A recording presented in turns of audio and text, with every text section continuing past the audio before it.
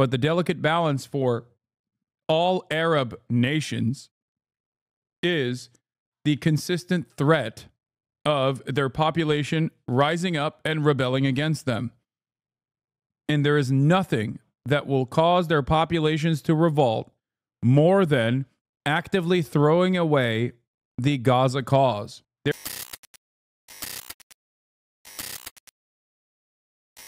Speaking of people who lie or say unhinged shit, Donald Trump went on Brian Kilmeade's radio show, and he said he's had it with Zelensky. Well, I have the best poll numbers I've ever had, so that feels good. It's always nice. We won. Damn, he sounds sick. All 7 swing states in addition, and we got the popular vote by millions of votes. But now I have much higher poll numbers than even the election, so I've never had such wonderful numbers. People have always said, well, I don't know, is he doing good or don't we know or whatever, but I guess people did feel we did a great job in term 1, and that's how we won. But right now I just got them the best poll numbers I've ever had, beating everybody. So that's nice. That's always nice, Brian. I know. You always like to keep score, Mr. President. Oh, I know. You love keeping score, Mr. President. I love you. President, the one thing that you inherited, and that is Hamas. Since October 7th, they've been at war, and the IDF has been at war with Hamas. Yesterday, we got 4 hostages back in caskets, 2 of which were children, 9 months and 4 years old. And the mom that they gave back was not even the right body. As we wait for 6 more hostages to be returned on Saturday, what do you think should happen with Benjamin Netanyahu, the IDF, and Hamas? Well, I speak to him, and he's actually not torn. I mean, you know where he stands, and he would like to go in. He just is so angry, and he should be. If he's not angry, then there'd be something wrong with him, frankly. He is very angry. He's a very angry man at what happened, especially what happened yesterday with these kids. They were babies, and it's rough stuff. It's rough stuff, and it looked like they were celebrating as they were bringing the bodies back. And it's the scene is not even believable, Brian. When you see what's happening, it's sort of not even believable. It's so barbaric. You wouldn't think that could happen in a modern age, but it happened. You dropped off 2,000-pound bombs to them that they had ordered a while ago. You said basically you're not going to tell them not to go into any province. What Joe Biden was saying, don't go into Rafah. You better stop. Humanitarian aid here, threatening with sanctions. You have a different approach. It's Prime Minister, do what you have to do. So he's got the toy. This is such a fun to analyze the situation because liberals turn around and be like, see, at least Joe Biden did something. And it's like, yeah, I wonder what the outcome of Joe Biden's supposed red line looked like. I will forever repeat this. With some notable exceptions, the major difference between Donald Trump's foreign policy and Joe Biden's is that Donald Trump says the quiet part out loud. Okay? Democratic administrations and maybe even former Republican administrations in the pre-Trump era at least had some semblance of tact. They applied a degree of tact and wanted to at least try and manufacture consent for their position or try to bring their audiences on board by, hitting a couple political points that their audiences supposedly cared about. Like, in order to justify further militancy in Afghanistan, many liberals turned around and said, well, 1, Joe Biden did the wrong thing here by pulling out, and 2, what will happen to the Afghan women? Implying that the only way to ensure that feminist principles is by being under permanent military occupation. Got the decision to make. Do I worry about the 30-plus hostages that may still be alive, or do I finish off a terror organization that's trying to destroy you? Are you okay either way? I am. I really am. When you see what's happening here, it's a hard thing to say. You just wonder the condition of the hostages that they have. One group came in so bad, looked like it was concentration camp in Germany. Terrible, terrible thing when I looked. And then the other day, a group came. I wonder why. I wonder why people that leave Gaza look like they're leaving a concentration camp. The only way these guys will recognize that Gaza is an open-air prison as if there are Israelis who are malnourished inside of it. Yeah, no shit, Donald. You're not wrong. I mean, which was not as bad. Actually, not really closely as bad. But I think really a lot of the people they have are in such bad shape. They're so violent and vicious. I think a lot of people, if you look, I think they're in really bad shape. Right. I really do. I think they're trying to give the best ones first. And if the best ones are the ones I'm seeing, they're in really bad shape. And sometimes you have to make a decision. It's a decision that has to be made. It's a rough decision. But the scene yesterday was really terrible because you're talking about babies.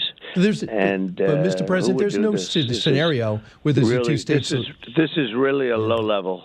There's no scenario where there's a two-state solution anymore. I know Mike Waltz, your national security advisor, says there's no way Hamas is in charge there.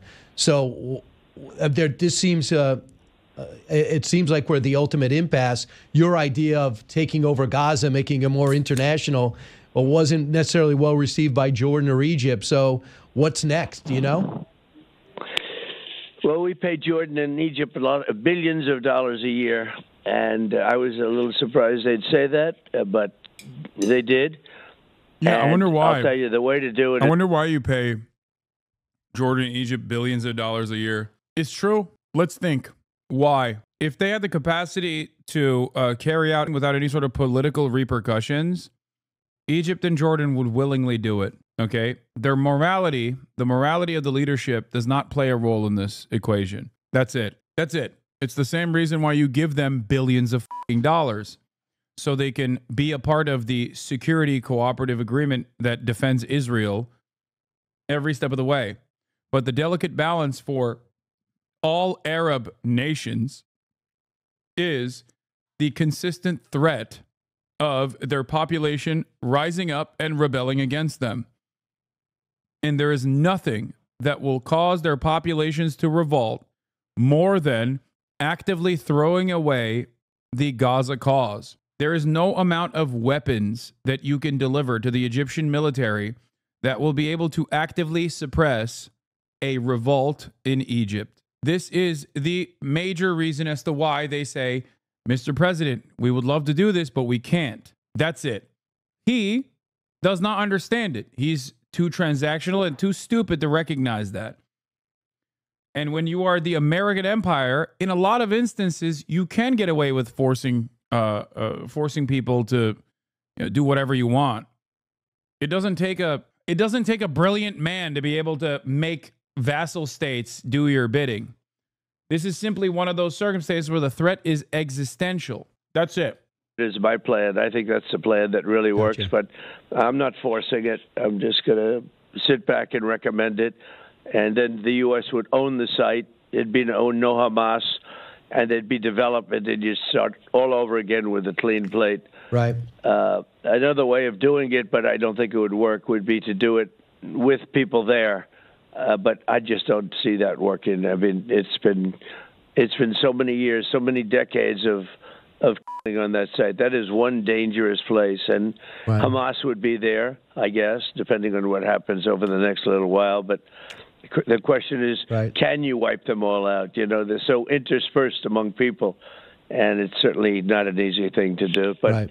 I liked my plan. I thought my plan was good. You get them out, you move them, you build a beautiful community and a permanent community, and you then take the site, the Gaza Strip, you take Gaza, and it's really essentially leveled now. You don't have too much to do other than, remove debris. It's really that place is not livable. Right.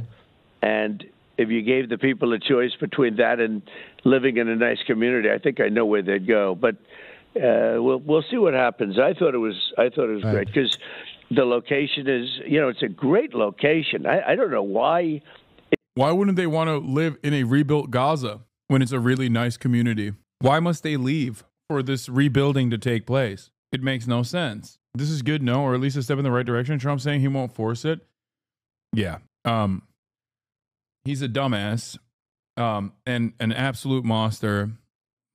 And I must reiterate that it is not because people with sound morals reached him. They probably communicated to him why what he's suggesting would not why it would not work logistically, why it would not work politically, why it could not work militarily without American boots on the ground. And I suspect that that is probably why he's not forcing the issue. That's it. I suspect the people who told him that it's not going to happen are most likely the Saudis. That's the only group of people that he'll listen to in the region, aside from the Israelis. I'm sure that the Israelis would love to force Trump's hand into actively engaging militarily in Gaza. Israel ever gave that up? Why did they give it up? Yeah. I guess they look at us and say, "Why did you give up the Panama Canal, Brian?" Right? It's all connected. Ariel Sharon I can't decided believe to it. do You that. look down on a map; they have the whole ocean, and somebody from Israel. I guess I can tell you who, but Right. it was well known. But he decided to give it up. Yeah. It's one of the bad real estate deals. I see a lot of bad real estate deals. That's one of them right there. So I'm going to have more about Ukraine. We have so much more to talk about the economy.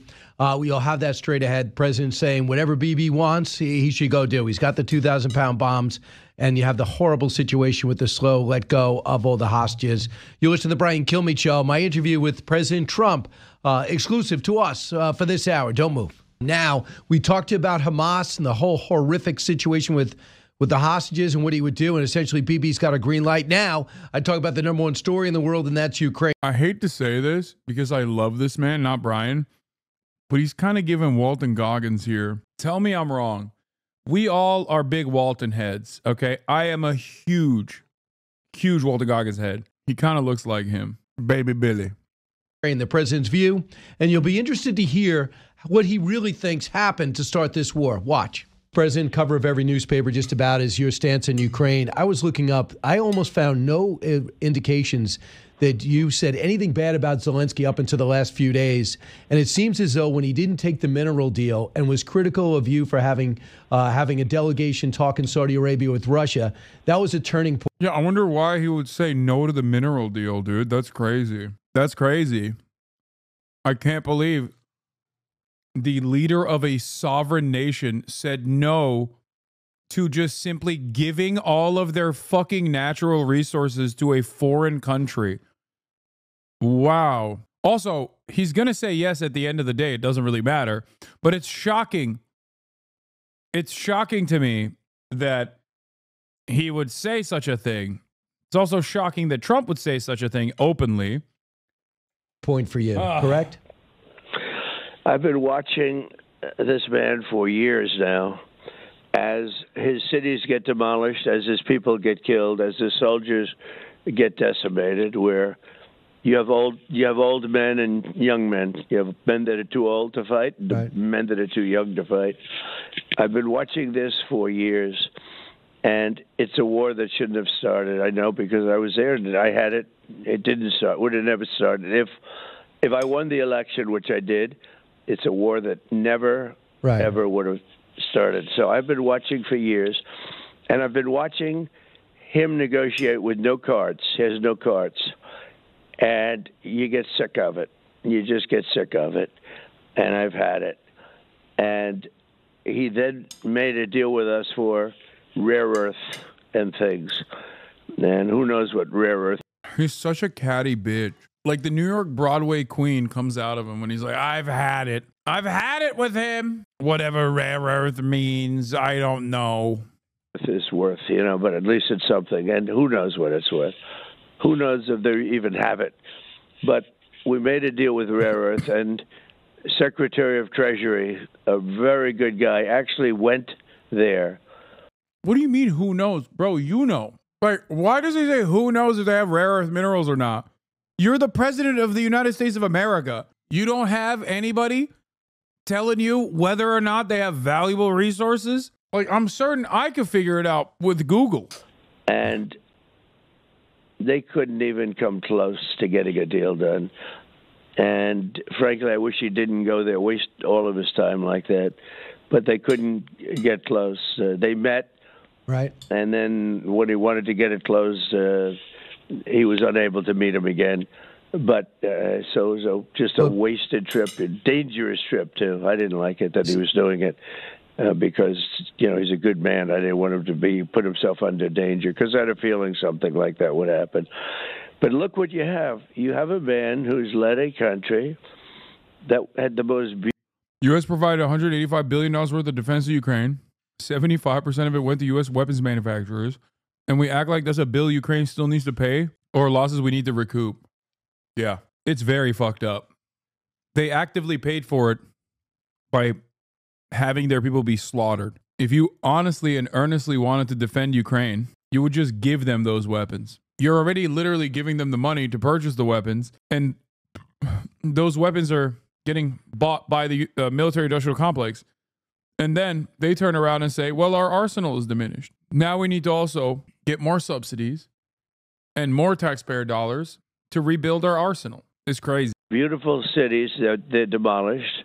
Had the most beautiful domes. Those domes are the most beautiful. But it's in all the world. Russia's. But that's Russia's fault, though, Mr. President. Russia They're did all the demolished. 1,000-year-old domes, and everything's demolished.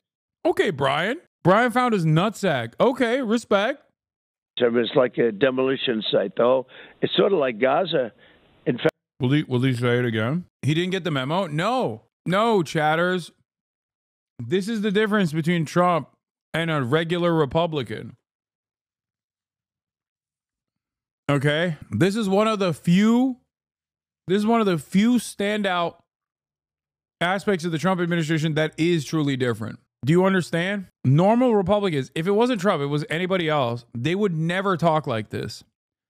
They would say, we have to be realistic. We have to go to the table to do a ceasefire. Ukraine has run out of manpower. Let's be realistic here.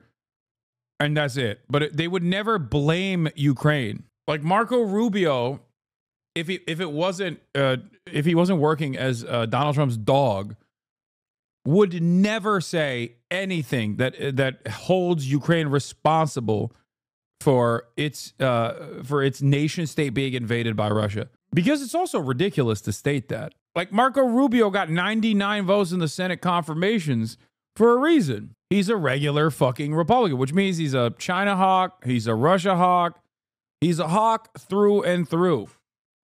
Okay? This is the one area where Donald Trump is definitely different than the rest of the Republican Party as well. Not a Russia hawk anymore. Come on, bro. That's what I'm trying to say. They are trying to play catch up. They are trying to actively play defense. It is not that they truly fucking have or resentment towards Russia. Okay. It is simply because they have one, American foreign policy, right? Like they're pushing always and forever. But also simultaneously, they got Trump to have to deal with. In fact, it's more, at least Gaza has a couple of buildings standing. Right. I mean, this place, you take a look at the demolition of so many of those cities, and all those people are killed. Come on, Brian, repeat the question, Brian. But Mr. President, that's that's Vladimir Putin's fault. Don't you agree? I get tired of listening to it. I'll tell you what. I've seen it enough. And then he complains that he's not at a meeting that we're having with Saudi. Okay, number two. Come on, Brian. Saudi Arabia trying to intermediate a peace. Well, he's been at meetings for 3 years with a president who didn't know what the hell he was doing. He's been in the meetings for 3 years and nothing got done. So I don't think it's very important to be at meetings, to be honest with you. He's been there for 3 years. He makes it very hard to make deals. But look what's happened to his country. It's been demolished. But no, I hear you. He's going to go back. But Mr. President, do you know who's to blame for that? That's Vladimir. But don't you think it's Vladimir Putin that did the invasion unwarranted, to try to take back land he had no right to? And don't you think fundamentally that's that? And there's something very funny about Brian Kilmeade trying to actively get Trump to say things that will at least quiet the people so he can turn around and be like, see, Donald Trump doesn't like Vladimir Putin. He's like, this is Alex Jones telling Kanye West not to say he loves Adolf Hitler, as Kanye West keeps repeating that he loves Adolf Hitler. That's what this back and forth is. Make no mistake. However, because of Trump's relentless attitude and perhaps his senility, he just keeps saying he loves Adolf. He don't give a fuck. Brian is, and it comes across like as though Brian is doing contentious reporting. He's not. These guys don't do adversarial journalism. They don't do adversarial journalism. He's trying to give Trump an out. He's like, Mr. President, the right thing to say in this situation is that Vladimir Putin is ultimately responsible. And he's just like, I hate Zelensky. And if you could just, and now both sides want to talk, it seems, so we should just get to that point. They only want to talk because of me. If I wasn't involved, they wouldn't be talking to each other. And Russia would continue to, go through Ukraine, because they are going through, Brian. They've taken a lot of land. And Russia would continue the march through Ukraine. If it wasn't for me, they wouldn't be talking to. Okay, this is amazing. This is one of the funniest moments of accidental journalism I've ever actually encountered in my entire life. And it's happening under the Trump administration, and it's happening with one of, with one of the biggest dick riders, right? I mean, I guess you could say he was a Ron DeSantis guy. Perhaps this was the reason why he was a Ron DeSantis guy. Because remember, I didn't forget, as the #1 Trump stan, okay, Hasan Piker, #1 Trump stan, remember when Brian Kilmeade was tossing that fucking baseball with Ron DeSantis, and he put his hat in the ring for Ron DeSantis. I remember that. I never forgot. Okay, maybe some others did. I don't forgive and I don't forget, Brian. You fucking Benedict Arnold piece of shit. Anyway, still though, of course he's still a dick rider of the administration. And that's what's very funny about it, is that a dick rider of the administration is trying to defend Donald Trump. And it's coming across, because of Trump's inability to understand what's happening, it's coming across like he's doing adversarial journalism, like a gotcha. Like, you think Vladimir Putin invaded, right? Like, he's responsible, right? Trump just boulders over it. He just fucking boulders over it. No care or consideration. That's not how things go around these parts, okay? Oh, you thought this was a convo? You thought this was a two-way street? You thought I was going to sit here and listen to what you have to say and then respond to it? Fuck off. Amazing. At all. I'm the only reason they're talking. No, I think that everybody agrees with that. We have Macron coming to see you for France, and then Stormer for the UK this week to move forward. Yeah, but they didn't do anything either. The war is going on. No meetings with Russia, no nothing. Right. They haven't done anything. And Macron's a friend of mine, and I've met with the prime minister, and he's a very nice guy, but nobody's done anything. And I've been watching this go on for years, and I'm doing it for one reason. I hate the killing. I hate to see those young people killed. They're not Americans. They're Russians and Ukrainians. I hate to see the killing. So I just saw the Polish president just tweeted, and he essentially told Zelensky to go back and do to get to peace. And he just put that out a short while ago. So do you believe that the Russians... Don't make me tell you about the human body thing again, Brian. Don't do it. Ukraine is flat. It's all gravity, flat land. The only thing that stops a bullet is a human's body. I kind of love that, dude. That one is so fucking stupid. And he thinks it's hard. Like, that is such a idiotic statement to make. And he thinks it goes so fucking hard. So he just keeps repeating that along with the domes, the beautiful domes. Zell Disney destroyed the domes. Want a deal, and even though they're the aggressors in this situation, they want a deal because they've had that 700,000 casualties. They're losing 46,000 a month too. So do you believe they were sincere in Saudi Arabia? Look, Russia, and who is the Polish? Are you talking about Duda? Yep. Was it Duda that put it out? Yes. Because you have different leaders. Why does he talk to them? Why does he talk to Fox News commentators like they're doing a briefing for him? Like, oh, which one was it, Duda? Like, you're the president, dog. You should fucking know that. Like, why are you getting a morning briefing from Brian Kilmeade on the Fox News Brian Kilmeade radio show, weekdays from 9 a.m. to 12 p.m. Eastern time? You can also find it at briankilmeadshow.com. Well, it's very interesting. But no, look. It's not you an ready? ad. Russia did not attack during my administration, but I will say he hates Zelensky. He hates him. Wait, but so do you. What is he saying? Bro is not letting down from this position that it is actually Disney's fault that Ukraine was invaded. That is kind of a wild thing to just say. I think given American power, the reception of Trump's commentary on shit like this is more positive because the Brandonian response to things like this, to, you know, world-changing events unfolding, has always come across as very weak.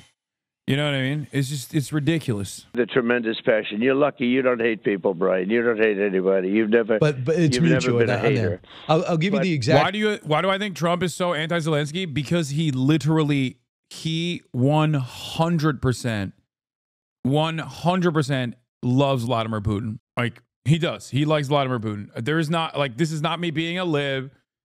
He likes Vladimir Putin in the same way that he likes Xi Jinping, in the same way that he likes Kim Jong-un, in the same way that he liked Duterte. He likes strongmen. He likes Erdogan too. He likes strongmen.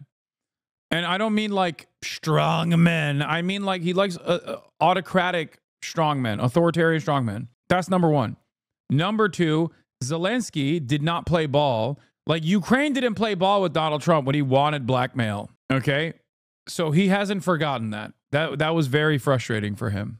I think that he, to a certain degree, blames the Ukrainian administration for the loss of the previous election, and also that he was embarrassed because he got, you know, obviously impeached over it, because they did not just make up shit about a connection between Hunter Biden and Joe Biden.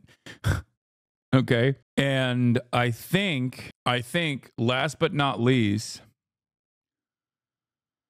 I guess so he's a Russian asset? No, I don't think he's a Russian asset. No. I'm not saying that. I'm not saying Trump is like a secret KGB agent or he's in a gay relationship with Vladimir Putin, but I think he likes Vladimir Putin in the same way that he very clearly likes Xi Jinping. Like, he says it all the time. Do you think he likes China? No. He doesn't, but he likes Xi Jinping. Like, he doesn't like China as a competitor. He doesn't like China as a foreign adversary. He hates China. But he thinks he admires these people. He admires their power. Yeah, Zelensky refused to manufacture evidence against Hunter Biden, like I said, yes. Like, not even Hunter Biden, but Joe Biden specifically. And I think those are massive reasons for why he's behaving like this. Like, he thinks Zelensky should know his place. Like, he's like, come on, you're a vassal. You're an asset to us. You're a weapon we wield. You know? So he thinks like anyone talking out of turn against him is like ridiculous. I'm sure that if like Modi also said something similar, he would despise them too. I would say out of all of the authoritarian strongmen, you want to know who he doesn't like? And this is going to go, I think, Benjamin Netanyahu. Ironically enough, regardless of all of the insane things that he's done for Israel, he does not like Benjamin Netanyahu. Oh, he doesn't like Maduro either, yeah. But it's because Maduro's never glazed him. He's never had any relationship with Maduro. Is there a leader that likes Donald Trump? Yeah, of course. There's plenty. Shinzo Abe. Rest in peace, my goat. Shinzo Abe loved him, and Trump loved him back. He doesn't like Maduro because Obama has a soft hand with Venezuela, and he wants to do the opposite of Obama as always. Not necessarily, because Obama had a hard hand. I mean, I guess he had a soft hand with Israel too. They both had a soft hand against Israel, so it doesn't count. But didn't we find out recently he low-key likes Claudia? He did say some positive shit about Claudia, which was crazy. That was kind of cool. That was cool to hear. I was like, oh, there's a stay of execution. Nice. People, Brian, you don't hate anybody. You've never. But it's you've mutual. Never been a hater. I'll give you the exact read. He said, I suggest that President Zelensky remain committed to the course of calm, constructive cooperation with Donald Trump. I trust that goodwill and honesty form a foundation of the U.S. negotiation strategy. I have no doubt that President Trump is guided by a deep sense of responsibility for global stability and peace. What is he doing? What is he getting mad? Like, what's happening? I'm gonna read it again. Right, you don't hate anybody. You've never, but it's you've mutual never been a on there. hater. I'll give you the exact read. He said, "I suggest that President Zelensky remain committed to the course of calm, constructive cooperation with Donald Trump. I trust that goodwill and honesty form a foundation of the U.S. negotiation strategy. I have no doubt that President Trump is." What is he doing? Ooh, Brian, why did you stop me from speaking, Brian? Is guided by a deep sense of responsibility for global stability and peace. And he said he just spoke to Zelensky. So are you expecting a call from, would you accept a call from Zelensky today? Yeah, of course. I'm not playing games. I don't accept or not accept calls. Of course I'll take a call from him. But he's been negotiating for 3 years. And just so you know, when you say Russia was the attacker, yes, Yep. Russia was attacked. Russia attacked. But there was no reason for them to attack. You could have talked him out. There was no reason that he should have attacked.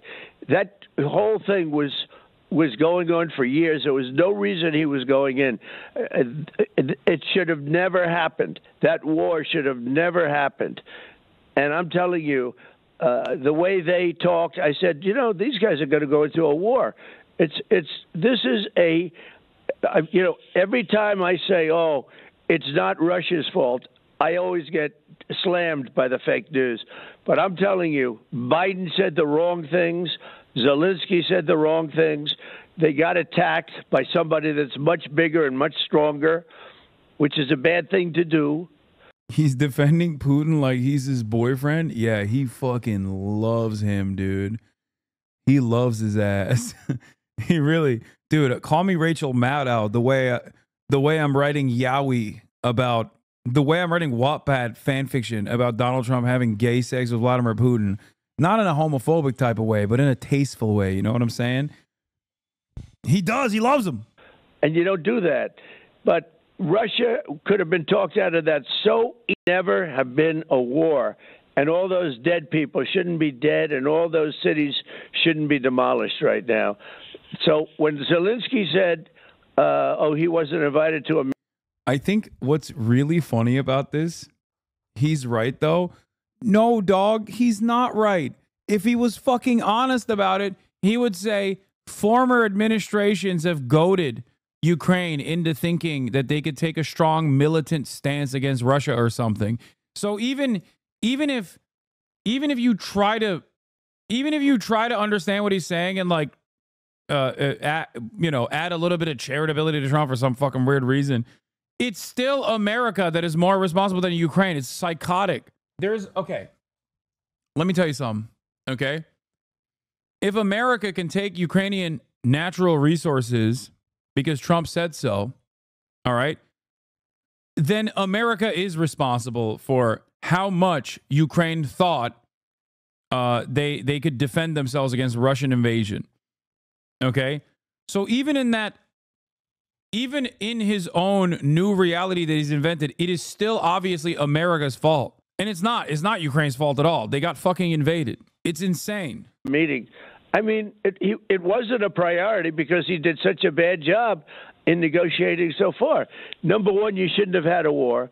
And if you did, it should have been solved and settled immediately. It could have been. Mr. President, I think you're 100% right. There's two things. 3 years ago. Zelensky made two mistakes in 3 days. He criticized you, and then he criticized the meeting, and then he said... Bro, this entire second half of the interview around Ukraine has been Brian Kilmeade trying to desperately get Trump to say something, anything.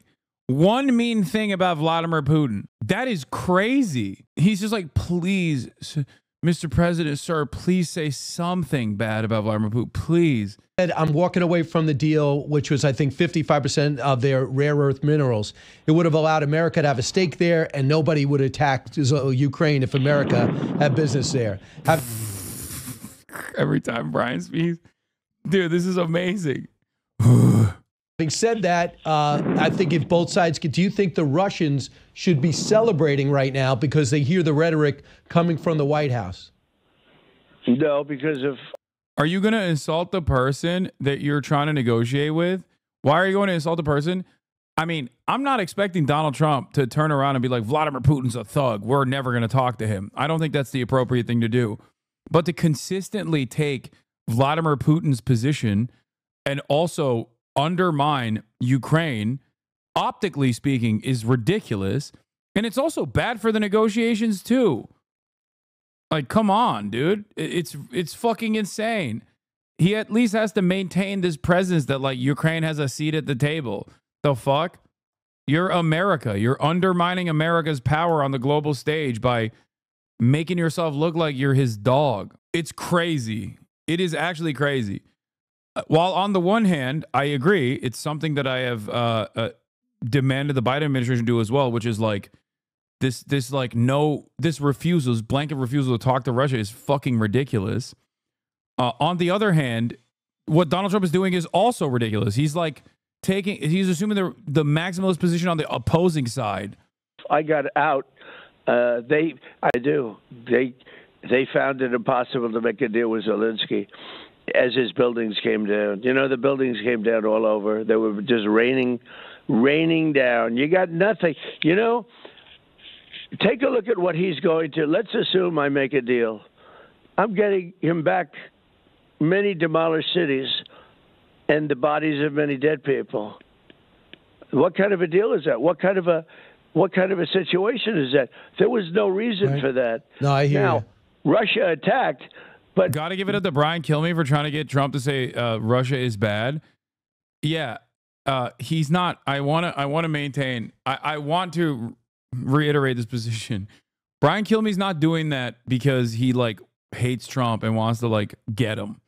Okay, he's doing that because he's trying to coach him to say the right things. Trump, on the other hand, is 100% not playing ball. He just does not care. He just keeps steamrolling it over and over again. They shouldn't have let him attack because they wouldn't have attacked if you had people that knew what they were doing. Joe Biden is a very dumb man. You know that. Do you think Putin has dirt on Trump? No, I don't. I mean, I want to believe the piss tape is real because that's really funny.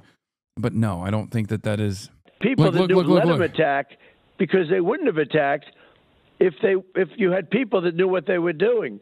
Joe Biden is a very dumb man. You know that, and I know it. Joe Biden is a very dumb man who was dumber than ever before because, you know, things have happened to him. He had no idea what he was doing, and everything he said was wrong. And I said, you know, hard to ignore the fact that they recruited him in the 80s. Stop, dude. There is no way I have a 34-month subscriber in here who actively believes that like Donald Trump was recruited by Russia to. That's amazing. Dude, life has got to be fucking way cooler if you actively think this. Like, this is awesome. That's an awesome way to exist, okay?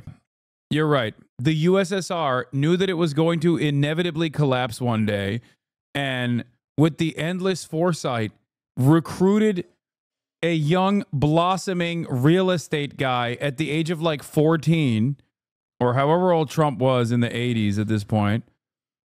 Okay. Was like 20 in his 20s. I don't know how old he was. My math is not my strong suit. Okay, he was 40. Lol, you can't even do math, fool. Okay, maximum he's like 30. In 1980, as dude, 45 years ago, yeah, is he 80? Is Trump 80 years old? Holy fuck. God damn, Trump is so fucking old, dude. Holy shit, that is crazy. Oh my God, I can't believe this fucking guy's running the country. Okay, that's besides the point. Sorry. Regardless, the USSR had the foresight, knowing full well that it was inevitably going to be dissolved, and that a fucking KGB agent that was like aligned with American interests at the time was inevitably going to run the country, and they knew all of this was going to happen. So they just set it up. They just set it up ahead of time that they were like, one day this dumbass is going to fucking run this country, and we should nab him as an agent. Their goal was to recruit American businessmen. Why is that so surprising? Chatter, please stop. You can't be fucking serious. Brother, that conspiracy is dumber than the piss tape. Like, what the fuck? Dude, incredible scouting team. Why is that dumber than the piss tape? Because it wasn't even fucking Russia. It was the USSR at the time. What are you talking about?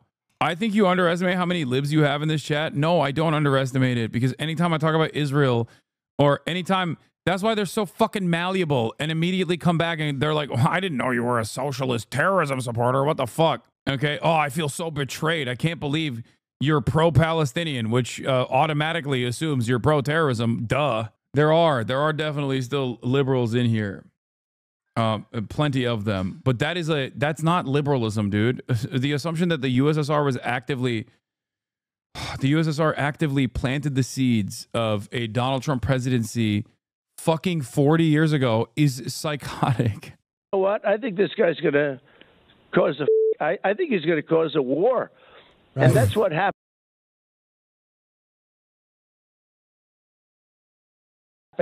And I will tell you, Putin could have been talked out of that so easy, but they didn't know how to talk. So, Mr. President, he would have been talked out of that war so easy. They didn't know how to talk. Right, but they said all the wrong things.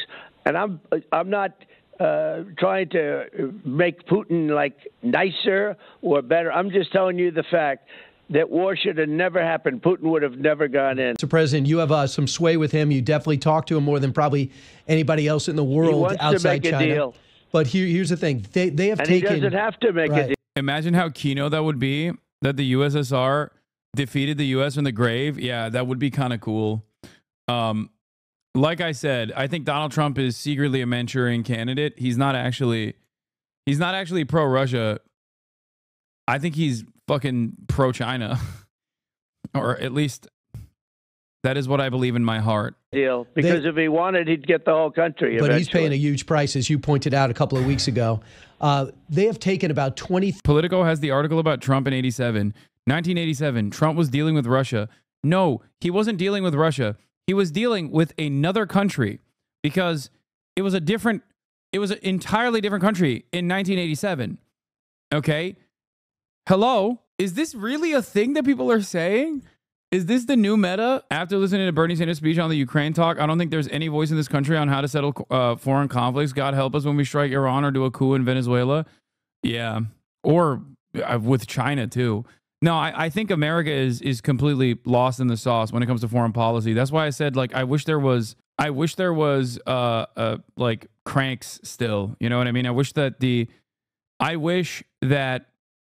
the Democrats were still an anti-war, unconditionally anti-war party, which they never truly were, but at least like aesthetically they tried to claim that they were anti-war. Now they're the pro-war party. And I really wish that we had more cranks in general that were like I said, they were anti-war. The only grace I could give this conspiracy theory is that Russia did keep some of their former Soviet intelligence assets. Yeah, Vladimir Putin. Hasan's really walking on those eggshells. Oh shit. See, this is my shit, dude. You can't clap these guys before I read their crazy statements.